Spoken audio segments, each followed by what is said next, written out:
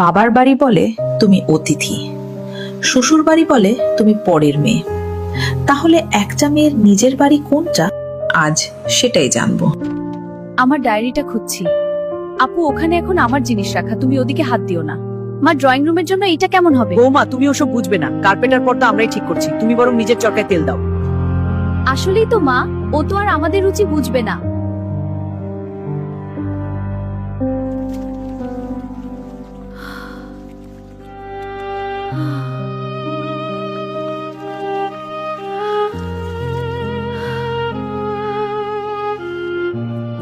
উফ, রাত বিরাতে এসব ড্রামা শুরু করো না তো। সব বাড়িতে একটু একটু এমন হয়। মা বোন যা বলেছে ভালোর জন্যই বলেছে, ঘুমাতে দাও তো এখন।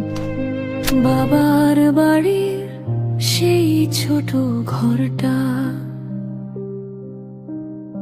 একদিন ছিল আমারই ঠিকানা। আজ সেখানে আমি অতিথি শুধু,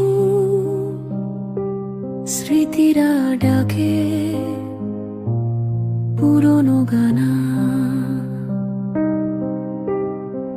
শ্বশুর বাড়ির এই চার দেয়ালে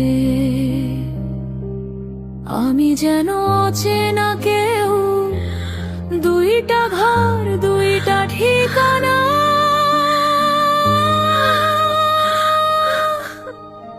তবু কেন নিজের নয় কিছুই আর, বলতো কেউ মেরে নিজের বাড়ি কোথায় আর।